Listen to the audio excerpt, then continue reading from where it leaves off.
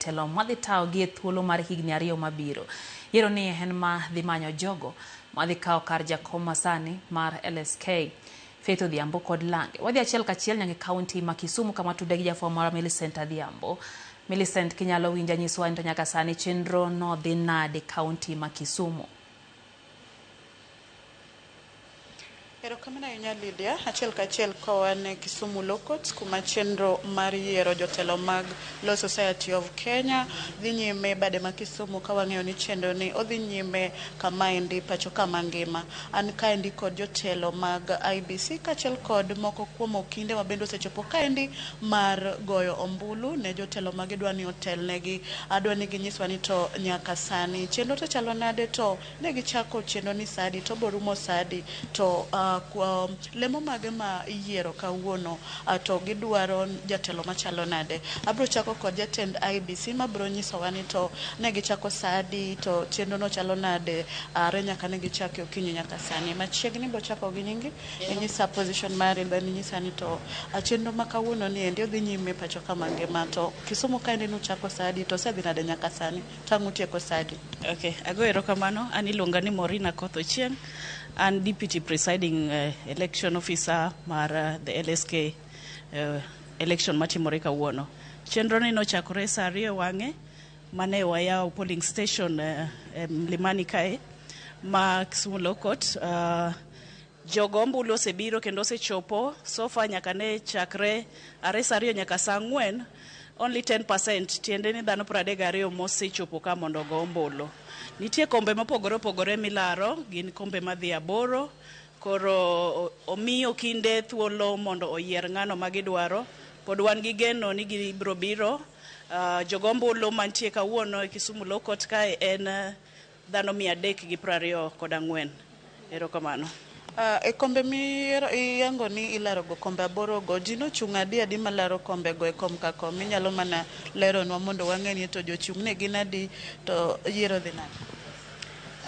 Jochung' gintiere mopogore opogore. Wantiere gi kom mar president, kanyo nitie dhano 3. The vice president wan gi dhano 3. LSK general member of LSK member. Okay, I think that light is too much. Wan gi dhano culinary tribunal, wan gi dhano 9. Erokamano. Nyaka sani chenro osedhi gi kwe, onge larruok moro amora. Okinde gin joma ohero kwe. Tiende ni joma mente lorando da koro margi ni dhi mana mayom. Koro wa encourage gi ni joma pok ochopo mondo gibi mondo watiek process ni e wang' sa. Erokamano. Erokamano ahinya. Mana kamano bro tere achiel kachiel iro kil mabende ose aluto mburu mare odwa mana ni olerwa ni to e kinde ni magi yiero jotendgi gidwaro jotelo machalo nade, kech gisebedo gi jotelo mopogore opogore, to gigo mage gombo ni ka giseyero jotelo go to jotelo go konygi e yo mar rieyo ratiro mago kinde. Chiegni bo chako gi nyingi. Kamano iluonga ni Omore. An wakili Kisumu kaendi. Kawuono ne watimo yiero mag jotendwa kaka jokanyo mag LSK. Jatelo ma wadwaro mondo tanwa migepa mar LSK niendi en jatelo mabro neno ni okelo ratiro mag kinde e Kenya kaendi. Waseneno ka jatelo makoro wuok sani Faith Odhiambo notimo madongo kwa ng'ina oganda ma Kenya kaendi kata ni wakinde ma Kenya kaendi. Wang'iyo ni okil madhi kao kar Faith bobed jalno mabende luwo ratiro, mabende jalno mok piny nyalo kelo no kinde ma Kenya kaendi motegno. Okinde ngi weche mang'eny ma dhano kony gi godo nikech sani en jopiny kaneno okinde gi paro okinde onge shida. Okinde ben gi shida magi kaka profession ma bede gi her ni ng'ama gi yiero machung' nigi mondo telnigi to tagi maber. Kamano. You'll start with your name and just tell us what kind of challenges do you people have that you need these leaders that you're electing today to help you align? Yes, I'm Nashon Kusina Opanga. I'm Nashon Kusina Opanga. I'm a LSK member, advocate of the High Court of Kenya.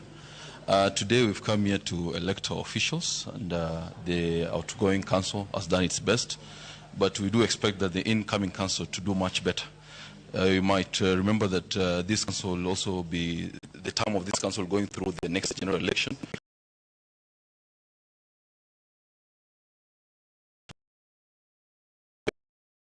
LSK.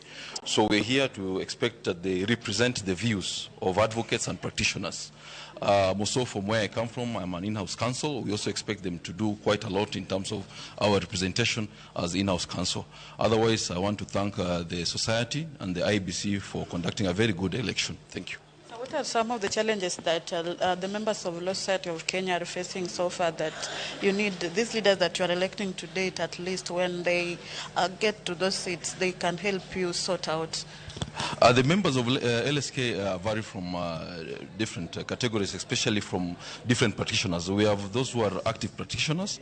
I cannot speak on their behalf. I'll speak on behalf of in-house counsel, where I come or where I belong. We've had a lot of issues as in-house counsels, especially to do with issues of remuneration, non-practicing allowance. We are not being paid non-practicing allowance at the county level. Yet you see at the national level, at the county county government level, Attorney General's office, they get these allowances. So some of the things that we're advocating as in-house counsel is to have a level playground where some of the things that are being offered to our counterparts at the national government should also be offered to some of us working at the county government. And these are some of the things that we do expect the new council and the new president to work on, especially for us in-house councils. Okay, for you people who are from the in-house council, what can you comment about the claims that intern lawyers put across when it comes to sexual harassment of lawyers? It's an issue which I believe should be able to be tackled very well with the new council, and I know it's something which has been there. It's only that it has always been pushed under the bed, but it's something which has been there, and I do expect that the new president should be able to address this issue. Yeah. Menakameno Lydia, isewinjo moko kuom paro mopogore kotenore kod weche mathago okinde pacho kaendi, iwinjo ka gigeto ni wach manyocha wach kod interns magin okinde ni nitiere kaka irocho ratir gi office ka gidhi manyo tije weche mong'ere kaka sexual harassment. Geno ni president midhi yier higani biro kawo wachno motegno kendo luwe mane ni wach makamano otieki. Kaka mani neno ka gi seche ni anyalo mana tang'o ni matin thuolo kaka okinde osechopo kaendi chenro kaka dhi nyime, neno ka wan gi lemo mopogore opogore kanyo ma lawyers mopogore kata okinde mopogore osechopo mar goyo ombulu mondo giyier jatelo ma gidwaro notel negi higani endi. Ka ionge penjo moro amora tabro duoko ni e studio mondo idhi nyime kod siwindhe mar ohala. Lydia Ankomi. Erokamano ahinya Millicent adhiambo achiel kachiel koa e kaunti ma Kisumu nyakoro Mgajwanga kanyo e kaka weche chale kaunti ma Kisumu